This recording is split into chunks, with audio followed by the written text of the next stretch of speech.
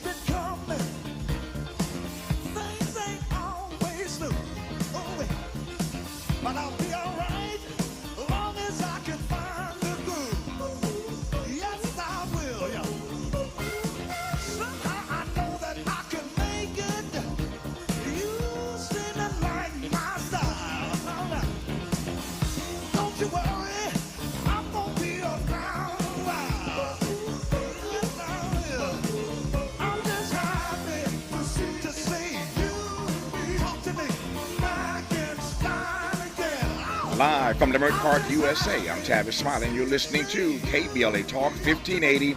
So glad to see you and me back in stride again. Our phone number, 1-800-920-1580, 1-800-920-1580.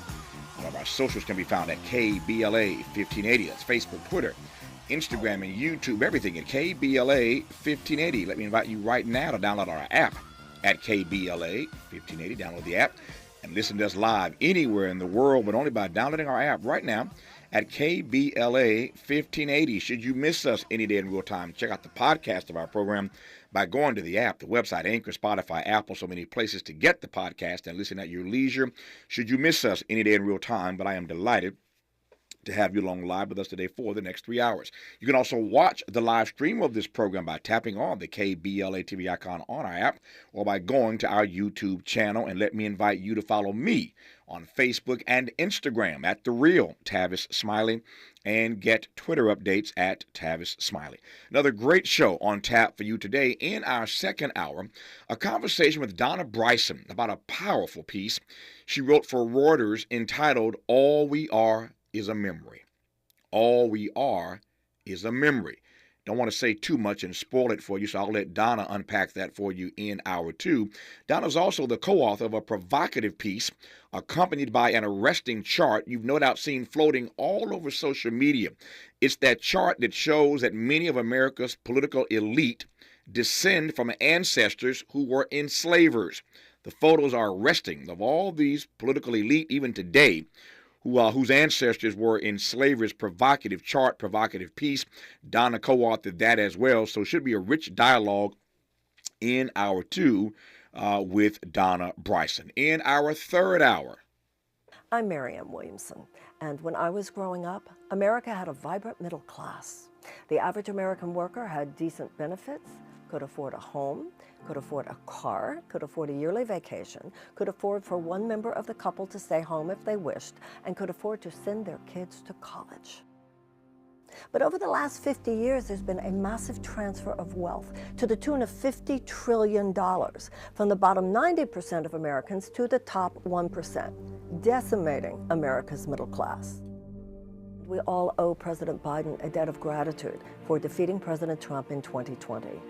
But with the things that they're going to be throwing at us in 2024, we need to submit to the American people an agenda of fundamental economic reform, universal health care, tuition-free colleges at state colleges and universities, higher education including tech schools, paternity and maternity leave, free child care, and a guaranteed living wage.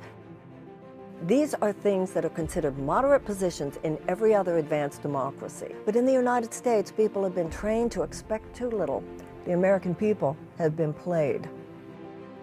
What the Democratic Party should do is to truly return to the principles of Franklin Delano Roosevelt. Not just alleviate people's suffering, but offer them genuine economic reform. Not just help people survive in an unjust system. The Democratic Party should end an unjust system.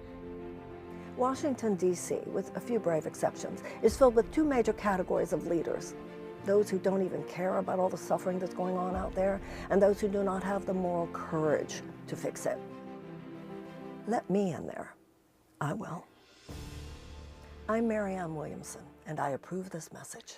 Democratic presidential candidate Marianne Williamson joins us live in studio in our 3 today. So if you've never checked us out live on YouTube or on our app, or by tapping on our KBLA TV icon, today might be a good day to do that. In our third hour, Marianne Williamson joins us live in studio. She's one of a few people challenging the president from his left. Of course, Marianne's in the race.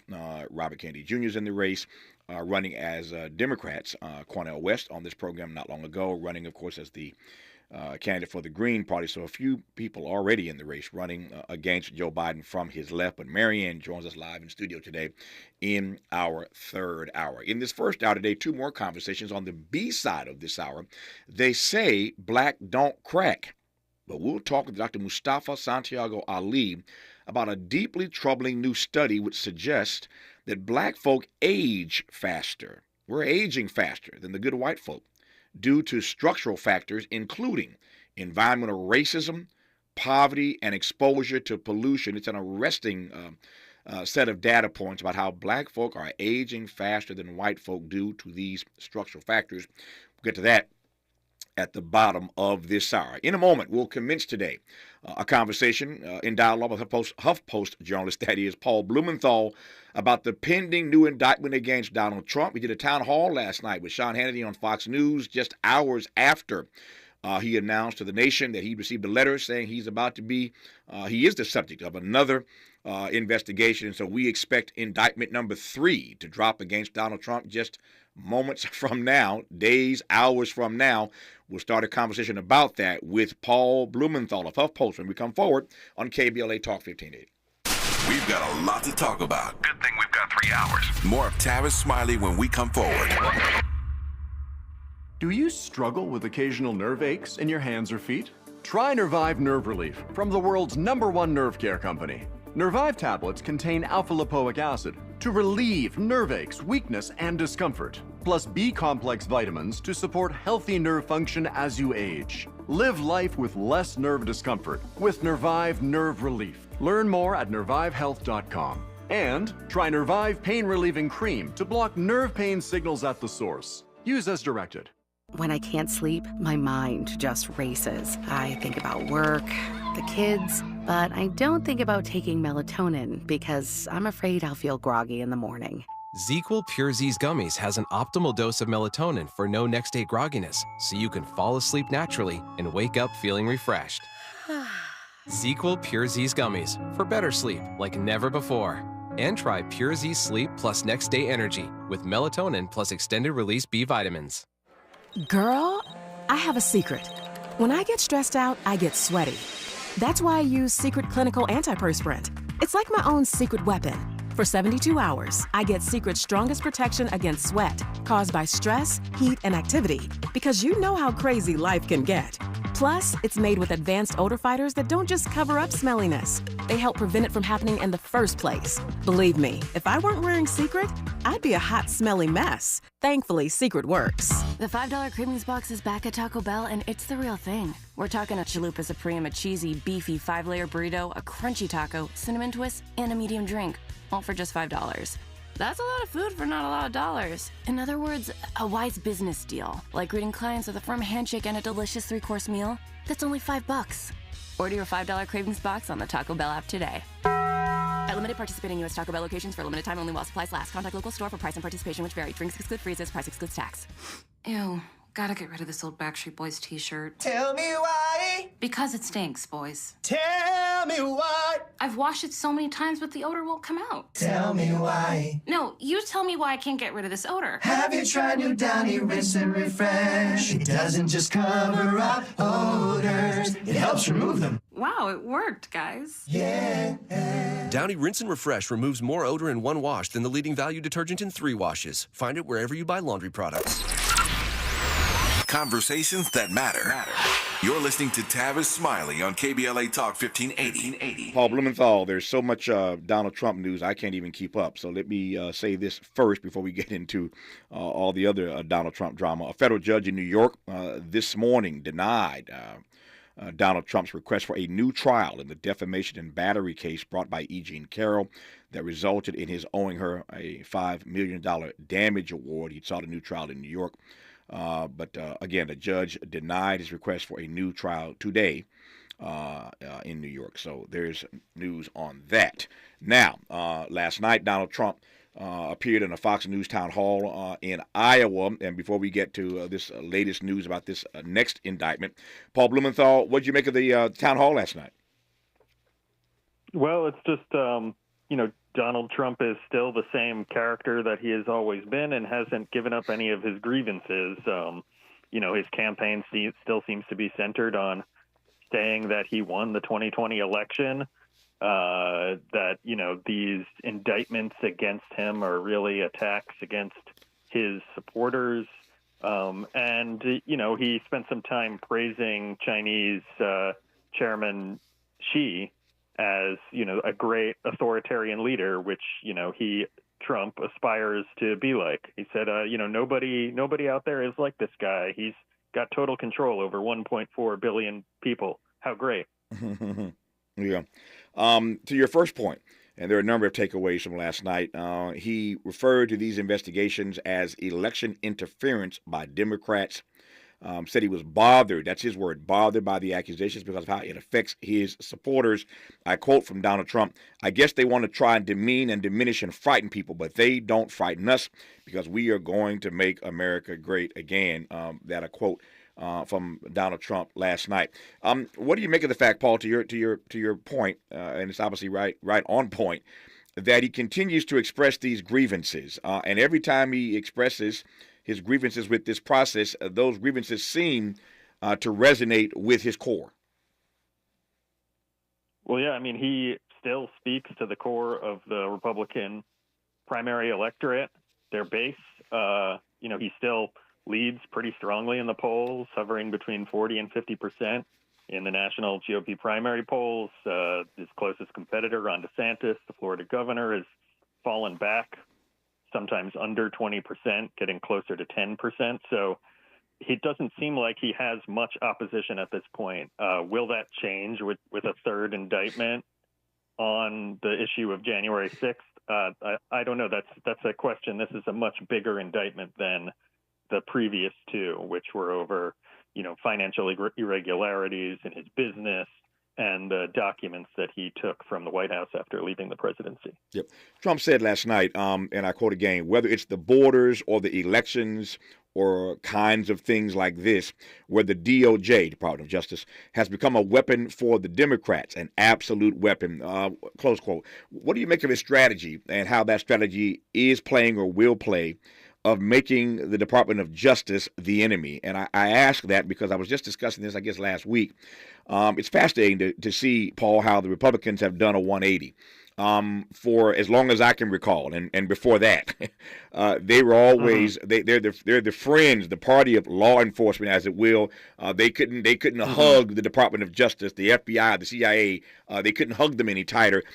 These are their people, these law enforcement types, and now you see Republicans in Congress holding hearings. They went in last week on Christopher Wray, of course, as you know, appointed by Donald Trump. He's still around as FBI director, but they went in on Wray. They went in on the department, and Donald Trump continues to advance this notion that the Department of Justice, that the FBI, that they are the enemy. What do you think of that strategically and the way it's working and playing, not just with his base, but in this instance with Republicans writ large, it seems?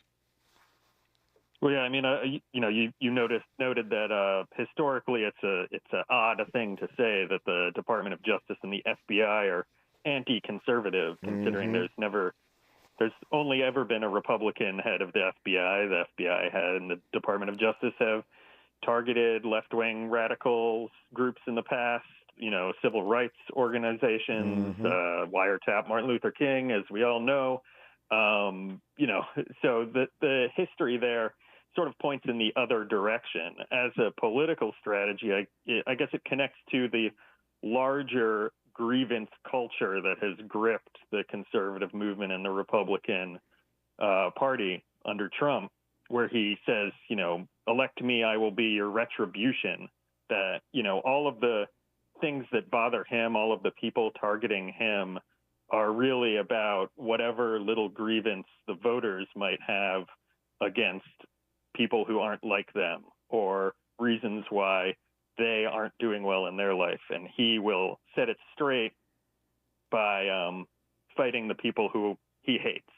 Mm-hmm. You said something else last night, Paul, that got my attention. I've seen some references to it this morning in the media, but nobody's really kind of unpacked this the way it hit me last night. And let me quote again from former President Donald Trump in this Fox News town hall last night. Quote, "They were trying to take me out. Yeah, they were trying to take me out. I mean, it was like a coup. It was like a coup," close quote. When you have a former president using the language of coup d'etat, that jumped at me, because he continues to send these signals to his core following. But for a former U.S. president to suggest that what happened to him was a coup d'etat, that was, I'm trying to find the right word, it was arresting for me to hear. Your take. Mm-hmm. Yeah, I mean, he's, used this language all along, saying that, the deep state is out to get him. He was set up for the first impeachment, the call with the Ukrainian President Zelensky. He's made accusations that the attack on January 6th itself was perpetrated not by his supporters. And of course, it's ironic as well that he is alleging a coup when he actually did try to overthrow the government on January 6th itself. So it feels like a bit of projection to me. Mm-hmm. Two other things about this town hall, and I'll move forward. He essentially asked for, endorsed last night, an impeachment of Joe Biden. He said that Joe Biden is a compromised president. Went on to say, hey, they impeached me over a phone call. Why aren't they impeaching Biden? Why isn't he under impeachment? Your thoughts on his calling last night for the impeachment of Joe Biden? Well, Republicans have been trying to do this ever since they won back the House. They've introduced, I believe, articles of impeachment even before that, after Joe Biden took office. It seems that impeachment has just become sort of another part of the political game, whether it's, something real like trying to blackmail a foreign leader into putting out dirt or fake dirt on your political opponent, which seems like a fairly impeachable offense, or attempting to overthrow the elected government and toss aside the U.S. Constitution, which also seems very much like an impeachable offense. So, I mean, they're trying to play tit for tat, but they just don't really there's no factual evidence to back up any of the claims that they make in favor of something to impeach Biden over. All of these claims have fallen flat and failed. Yeah. I started our conversation, Paul Blumenthal of HuffPost, by referencing the E. Jean Carroll case. A judge this morning in New York threw out Donald Trump's request for an appeal, request for a new trial, rather, in that case, threw out his request for a new trial just this morning. I raise again the name of E. Jean Carroll because it was on the day that the verdict, that $5 million verdict that he now has to pay, that penalty, it was the day that verdict was released that CNN, you'll recall, featured Trump in a town hall that night. And I think CNN is still catching it. They're still getting it because of the way they allowed that town hall to go forward. And it was essentially, carte blanche for Donald Trump that night. He had his way for over an hour that night on CNN. So last night, Fox News with Sean Hannity does the same thing, except last night there was one thing missing: voters. Not a single voter got to question him. It was the Sean Hannity show for the entire hour. In some ways, no surprise there. But I raised that because, there have been now a couple of town halls, one on the left, one on the right, CNN, Fox News, and there really isn't much difference in Donald Trump being given just a blank slate giving carte blanche to say and do whatever he wants to say and do, not really being challenged in these town halls. But here again, the networks are bending over backwards to get Donald Trump on their air. Your thoughts about that? You're a part of the media, of course. I'm a part of the media. This is embarrassing and shameful to me. That's my assessment. But how do you read it? Yeah, I mean, I think that the press has always had a hard time, especially the cable news and television press, because, they want to have controversy and characters and, the high-level presidential candidates on TV, because that's what draws viewers in their mind, makes sense. But the problem that they've always had is how to deal with Donald Trump. How do you deal with somebody who's just going to lie and make everything up as he goes along and bully you back and insult you and, say horrible things about people who've accused him of rape and sexual assault, some of which a jury has agreed to that he committed. So it's a really difficult bind that it puts some of these media companies into, that to the point where it's probably not worth it to host him for these events, especially live, where he's just going to bulldoze and lie. And I mean, we saw this in the presidential debates as well, whether it was with Hillary Clinton or Joe Biden. I mean, he just bulldozed over them with lies and yelling, and some of it, maybe made him look bad and hurt him in the polls. But I don't know exactly how you approach it, because he's just going to behave in a way that no other media or political figure does. Yeah, bind is one word. I take your point. It's another thing to me to give him these platforms where he just can just run amok. Mm-hmm. And again, Fox News did it last night. CNN did it heretofore. It is beyond troubling that we keep giving him all this kind of free press, all this kind of access. I've made the point many times. Bernie Sanders would love to have gotten this kind of free press when he ran. As I mentioned also earlier today, Marianne Williamson would join us live in studio in hour 3. I'm sure Marianne would love this kind of free press on CNN and Fox News, but Donald Trump gets it. I digress on that point. Speaking of presidential debates, the first GOP debate is scheduled for August 23rd. Trump was not asked last night by Sean Hannity if he would participate in the upcoming debates. Didn't even ask him a question about that, even though that debate is scheduled on his network, Fox News. So again, August 23rd is the date of the first scheduled GOP debate on national television. All that said, let's move now to the news of the day. That is some of the news of the day, but the more interesting and pressing news, I suspect, is that Donald Trump admitted yesterday that he is a target in the special counsel's investigation into January 6th. He received a letter yesterday. He announced that on his own social media platform, Truth Social, just prior to taking the stage in Iowa. That was actually pre-recorded in Cedars, but just prior to this thing airing last night on Fox News. So all that said, Paul Blumenthal, we're at indictment number 3 now, apparently. What do you make of this? And what impact is it going to have, if any? I mean, we've had 2 indictments so far that have only solidified Trump's support in the Republican primary campaign.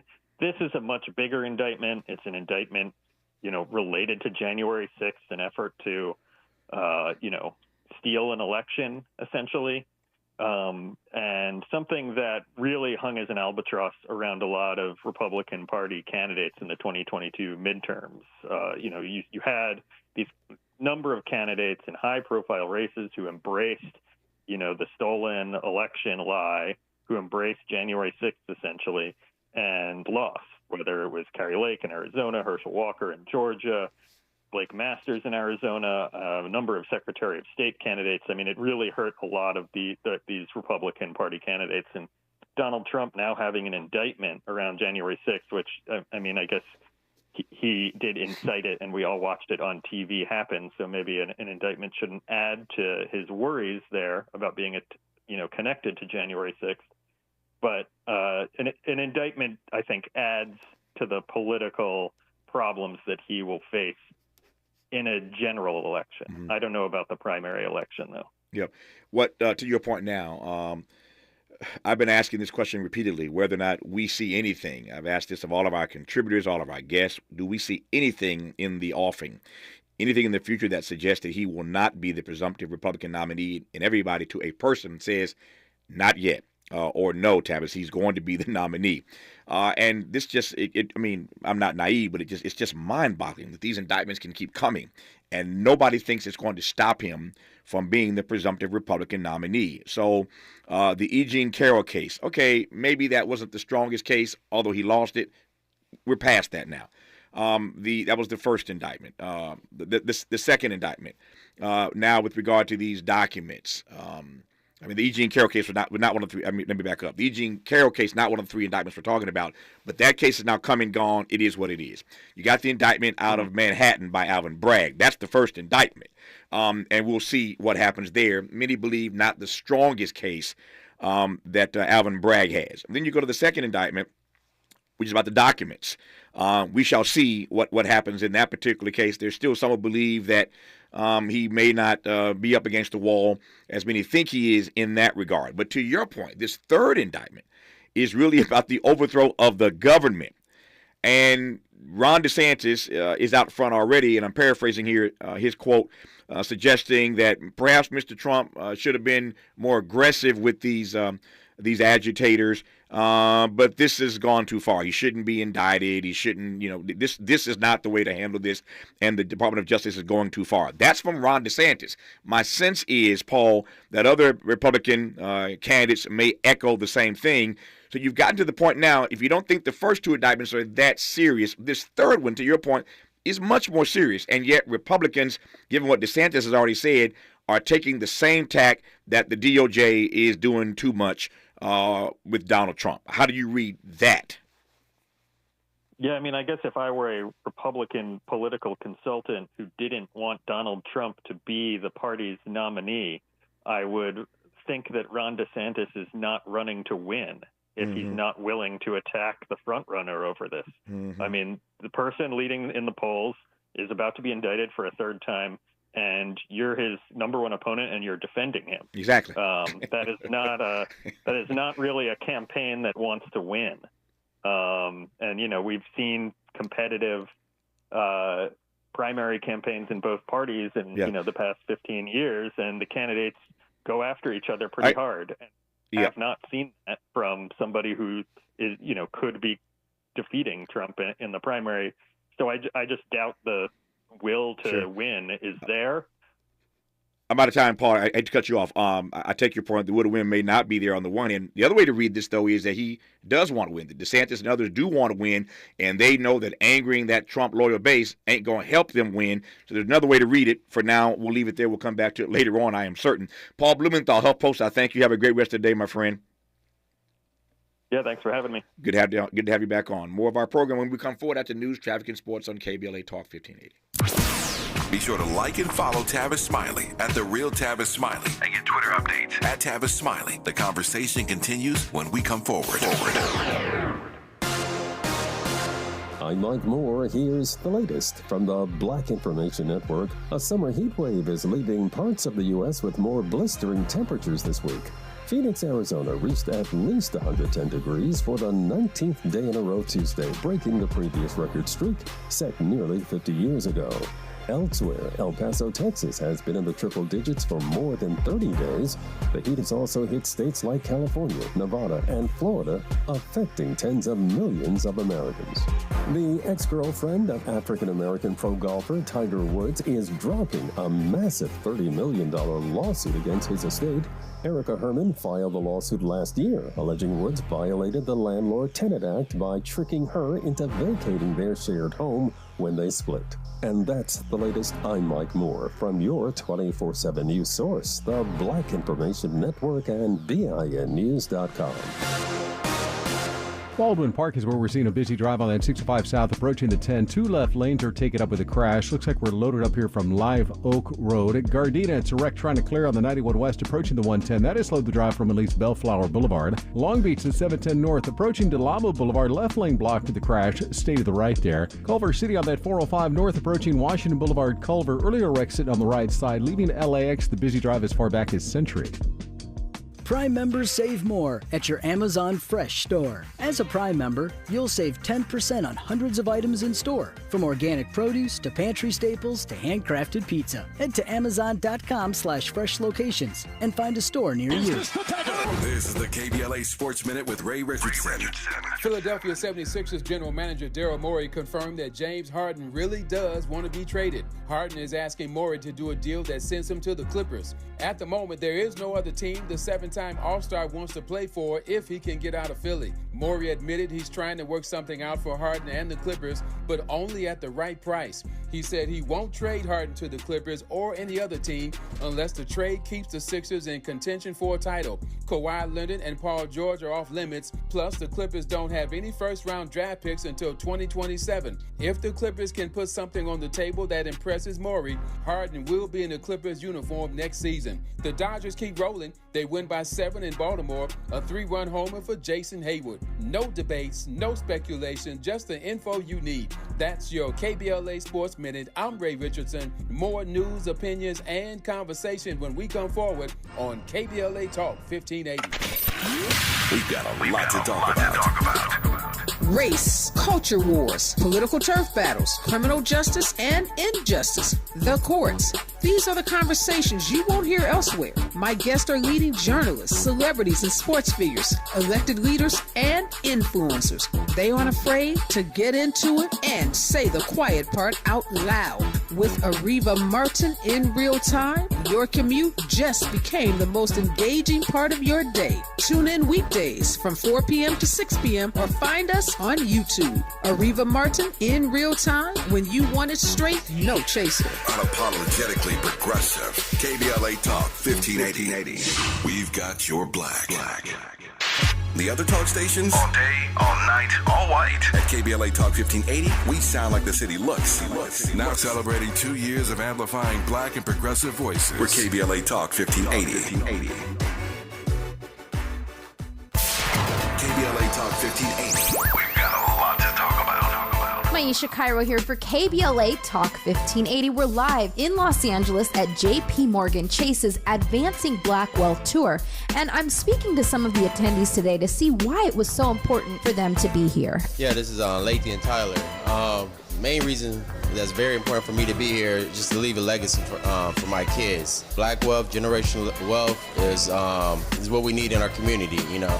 Oh, Chase, someone has to take the lead. They're showing, big business like Chase cares, and, they're putting their money where their mouth is at, So it's good to see, big institution like Chase, giving a lifting hand, to the community. And, you got to respect that. It makes me want to bank with Chase and, give them, another look if I go to another institution. I actually see what Chase is doing for the community. That's right. Chase is doing their part to help advance black wealth. For more money support, tune in every day from 12 to 2 to KBLA Talk 1580's Midday Money Chain, right here. I just discovered the best back-to-school hack, shopping at Kohl's. With the extra 15% off right now, I found new school style for old school prices, like tees for under $7 that'll be so perfect for both recess and weekend fun. Then I picked up a few statement pieces, including a cool backpack that my son is so excited about. And up next, the best school year yet, all thanks to Kohl's. Select styles, offers end July 23rd. Some exclusions apply. See store or Kohl's.com for details. We knew you'd stick around. This is LA's home for progressive talk radio. Welcome back to KBLA Talk 1580. I'm Tavis, Smiley. Glad to have you tuned in to KBLA Talk 1580. Our guest right about now is Dr. Mustafa Santiago Ali. Why have I invited him back on? Let me tell you why. A troubling new study suggests that black Americans age faster, that we age faster than our white counterparts due to structural factors, including environmental racism, poverty, and exposure to air pollution. These factors then contribute to a premature biological aging process known as weathering and are linked to chronic illnesses and disparities in the aging process, even as they say that black don't crack. He is a leading national voice on environmental justice, and I am pleased to welcome Dr. Mustafa Santiago Ali, if I can say it, back to this program. Dr. Ali, how are you today, sir? I'm blessed and highly favored. How are you, brother? Man, if I complained, I'd be an ingrate. I'm doing well also, and delighted to have you back on the program, although I wish under different circumstances. This data is interesting but also depressing, that our exposure to a variety of these factors contribute, again, to this process known as weathering. And, again, while we always joke about the fact that black don't crack, that's not exactly what this data underscores. Take it away for me. Yeah, well, what this study builds upon previous studies that shows even on the DNA level, when you even get down to the cellular level, these sets of exposures from pollution and from structural racism is taking a toll on folks inside of our community. So, yeah, black don't crack, but when you actually lift up the hood, that's where you begin to see the impacts that are happening to our bodies and to our minds. Mm-hmm. Tell me more about the study. I got some questions, but just tell me a bit more about the study itself. Yeah, so the study actually took a look and began to unpack all the different ways that we are being impacted. So on the pollution side, it looked at PM 2.5. That's particulate matter, and what happens is that these are the small molecules that actually pass through your lungs, gets into your blood, and begins to do all kinds of devastating things inside of your body. Liver and kidney diseases, cancers, breathing difficulties, and inflammation throughout your body. So that's a part of it. The study also took a look at the impacts that are happening from racism that happens on the transportation side of the equation, on the housing side of the equation. We saw all those young brothers and sisters, so babies who have been exposed to lead. We've got 1.1 million folks who've dealt with lead poisoning. So that's another one of those stressors. It also looks at the mental health impacts and how that also plays a role in exacerbating these medical conditions that are going on. So there's more work that needs to be done in relationship to DNA and the cellular impacts, but this is beginning to place a spotlight on how the disproportionate impacts are, causing us, as the study says, to age prematurely. Tavis, I'll just add this. There's also the studies that are out there that show that your zip code also plays a significant role in how long you will live. You can use Washington, D.C. as an example for those who've ever been to Washington. On the southeast side of the city, we know that people often will live 10, 20, sometimes 30 years longer than folks in the more affluent white side of the community, just 10 miles away in Friendship Heights and up in that direction. But we see that in cities across our country, and it's not just one place. It's happening all over. No, I was about to say, and I'm glad you went there, that it is the case for too many of us that our zip codes become our destinies. And it's tragic on so many levels. I was just about to ask, and again, you sort of raised it already. A lot of this, I suspect, has to do, as you just intimated, with proximity. If it has to do with proximity to toxic waste dumps, proximity to, et cetera, and black folk are stuck in these places, what is to be done about their proximity to these pollutants?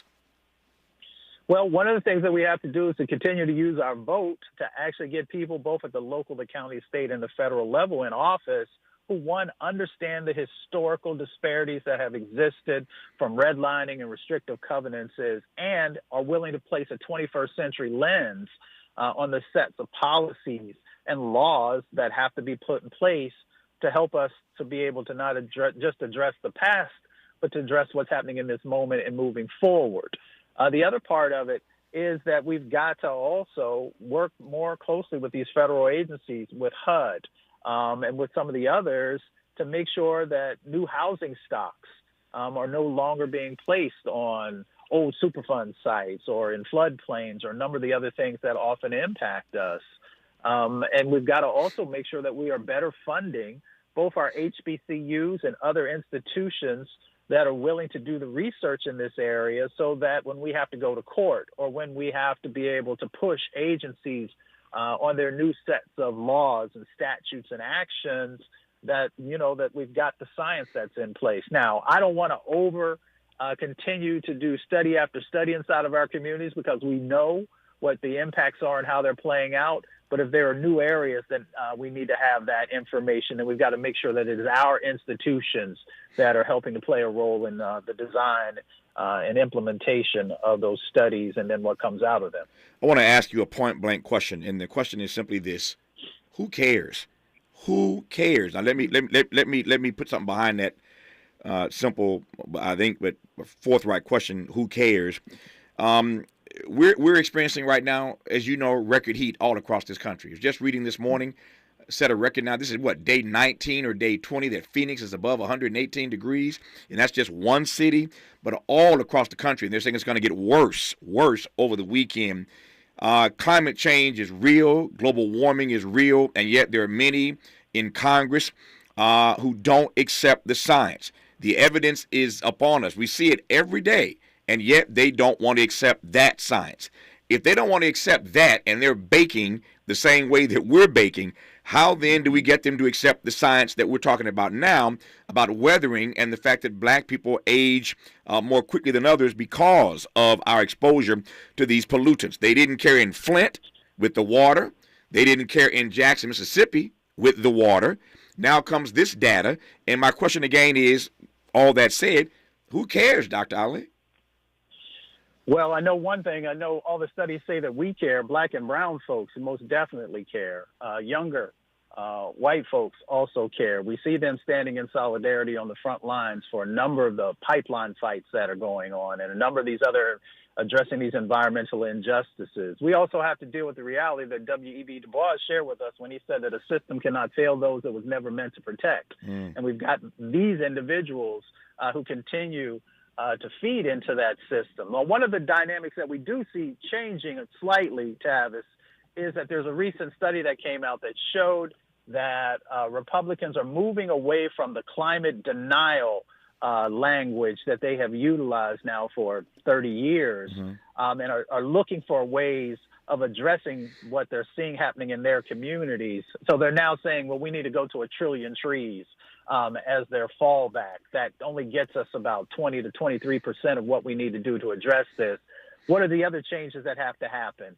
Now that they're seeing that lower wealth white communities and working class middle white communities are also dealing with these types of extreme impacts that are happening, it begins to put more pressure on them. And that's why we have to build authentic collaborative partnerships with those white brothers and sisters, those allies who want to stand as true allies to put pressure on these folks because they're getting huge amounts of money from the fossil fuel industry and others who are benefiting from this chaos.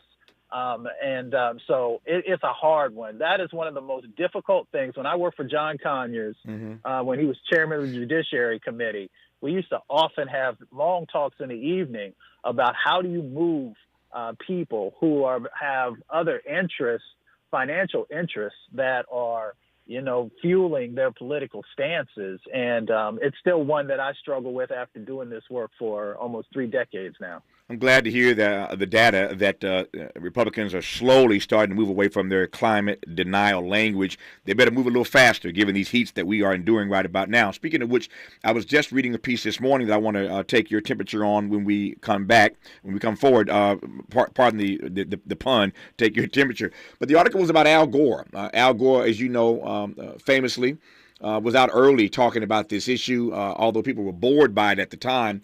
Won an Academy Award for being connected to a documentary about this issue, did Al Gore. Just reading a piece this morning where Al Gore suggests that it's not too late to turn the tide against what we're up against. I want to get your take on that. When we come forward, our guest, Dr. Mustafa Santiago Ali on KBLA Talk 1580. KBLA Talk 1580 is an intervention. When we come forward, includes you. KBLA Talk 1580, turning pain into power.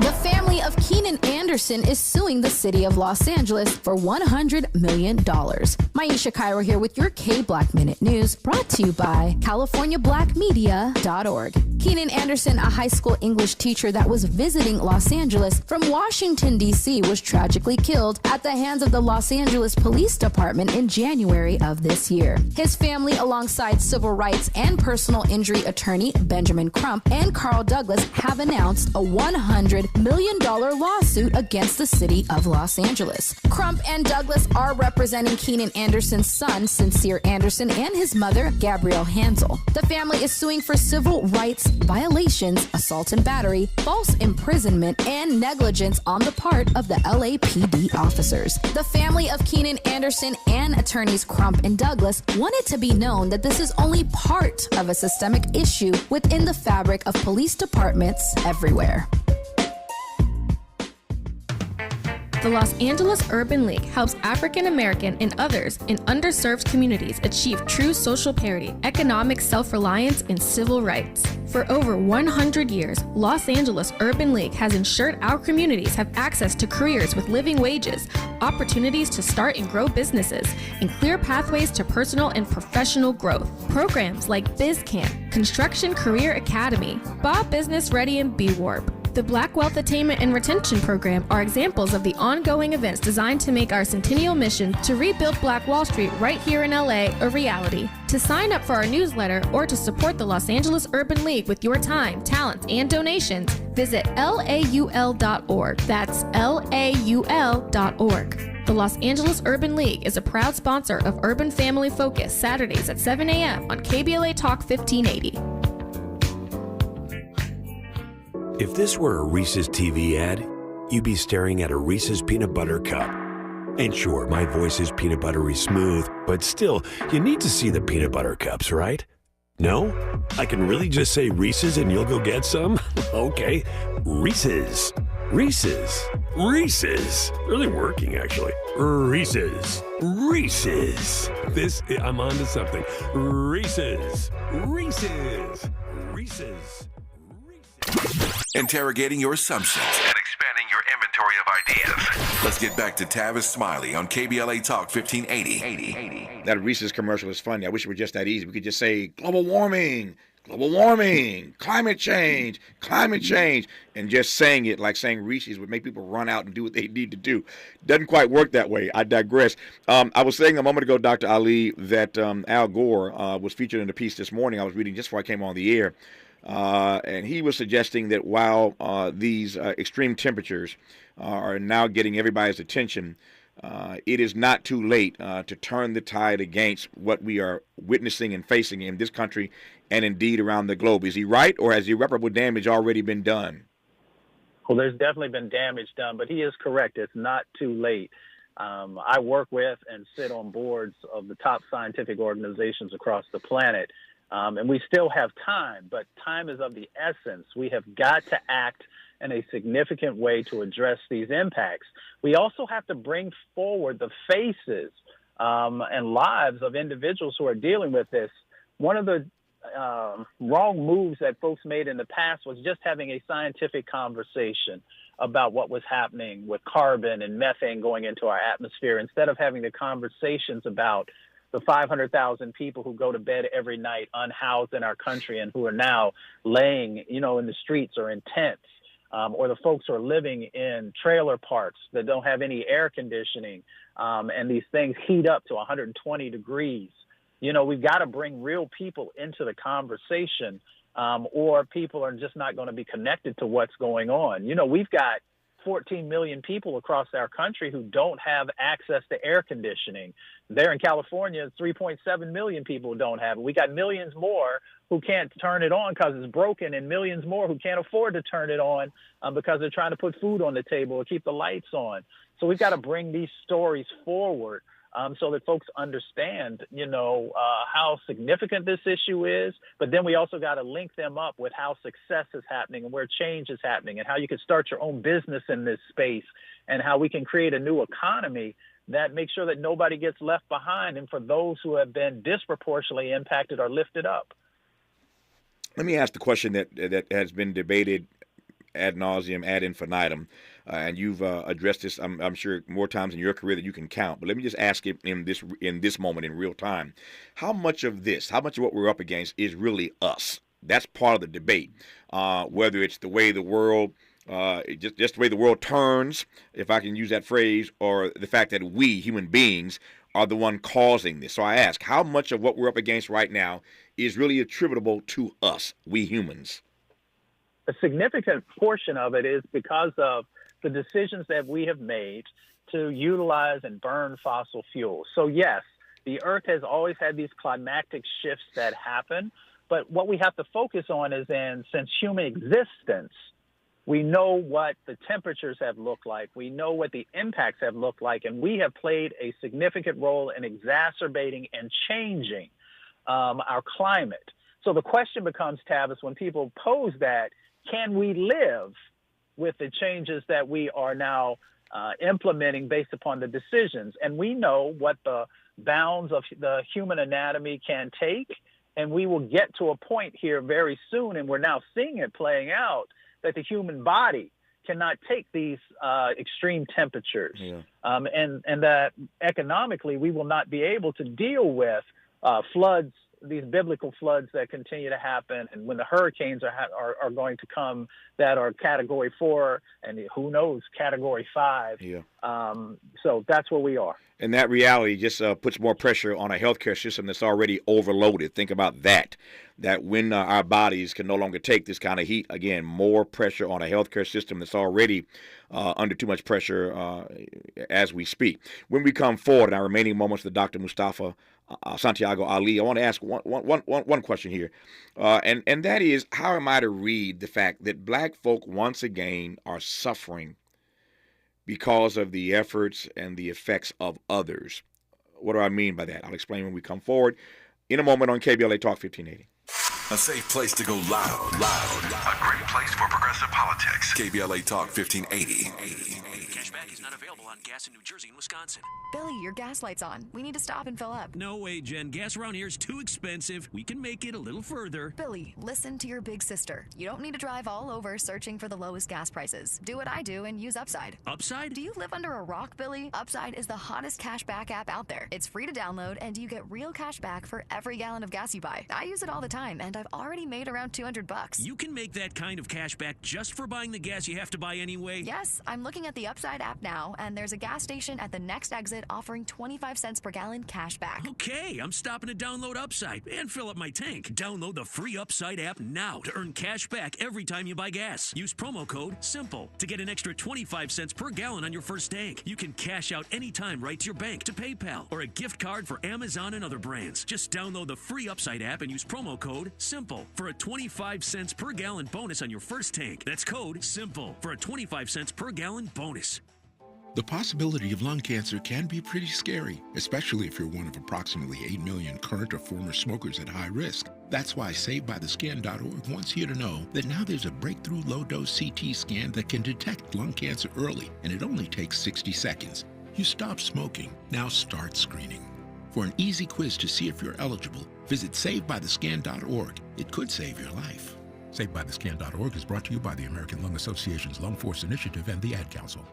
Have you heard about Lendistry? Lendistry is a national black-led small business lender that is headquartered right here in LA. Once you've started your business, Lendistry provides flexible financing options starting at $50,000 to help you access the affordable capital needed to grow. Whether financing is needed to increase working capital, acquire a business, purchase inventory and equipment, or refinance debt, Lendistry has a solution for you. Lending products range from traditional business term loans and non-revolving lines of credit to SBA 7A loans and commercial real estate financing. Lendistry's pre-application process is simple and does not impact your credit score. Visit lendistry.com/KBLA to learn more and to get started with an application right from the website. Sometimes we lose, sometimes we win. Sometimes we try to fit it all in. Sometimes we don't know what's in store. Sometimes we find what we're looking for. Sometimes we're rolling easy and free. Sometimes 1 and 1 makes 3. So much to love along this ride. That's why Nationwide is on your side. Nationwide Mutual Insurance Company and affiliates, Columbus, Ohio. Let's unpack a little bit more with Tavis Smiley. The conversation continues right now. Dr. Mustafa Santiago Ali, there is no doubt about the fact that black folk have a role and responsibility to play in riding this ship, as it were, regarding our environment. Clearly, we have a role to play. Clearly, we can do better. And yet, it seems to me this is but another example of black people writ large being forced to suffer because of the efforts and the acts of others. So we are the ones who we are now told from this new data who are aging faster than our white counterparts.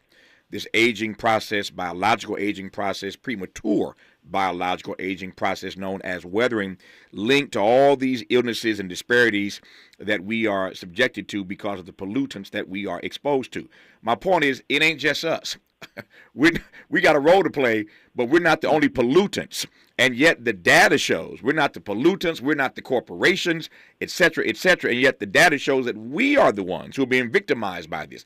We are the ones who are suffering. We are the ones who are aging faster, and something about that just don't seem right.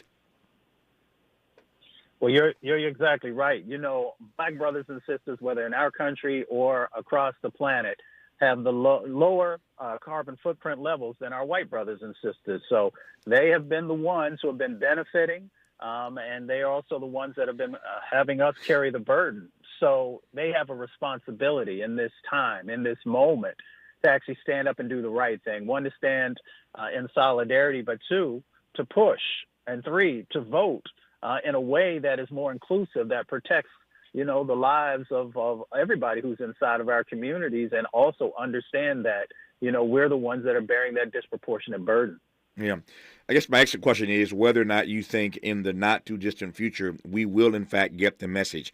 I'm thinking, as you were talking a moment ago, that, and I've said this many times, sometimes folk do the right thing not because they see the light, but because they feel the heat. And we are literally feeling the heat now. The right reason to do the right thing is because black people are being forced to suffer at a disproportionate rate. It's just too much like right that we would advance policies that benefit black people and all the rest of us. But sometimes, again, folk do the right thing not because they see the light, but because they feel the heat. Will we, in this instance, do the right thing as we continue, no pun intended, to feel the heat?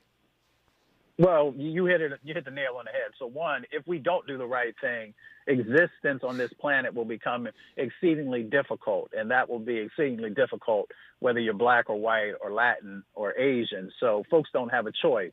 Here's the other thing that we notice in this moment. When we were talking just about the environmental injustices that were happening to black and brown folks didn't pay as much attention. But Right. Now with the climate crisis, and folks see that they are also being impacted, they pay much more attention.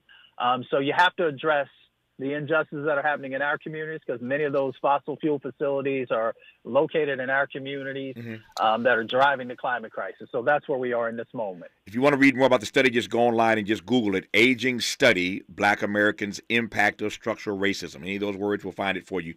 Aging Study, Black Americans' Impact of Structural Racism. Google it. You'll find it. For now, I thank Dr. Mustafa Santiago Ali for bringing this news to us. We'll do it again down the road. Dr. Ali, thanks for your time, sir. Thank you. Hour 2 of Tavis Smiley after news, traffic, and sports on KBLA Talk 1580. KBLA 1580 Santa Monica. I'm Mike Moore. Here's the latest from the Black Information Network. A summer heat wave is leaving parts of the U.S. with more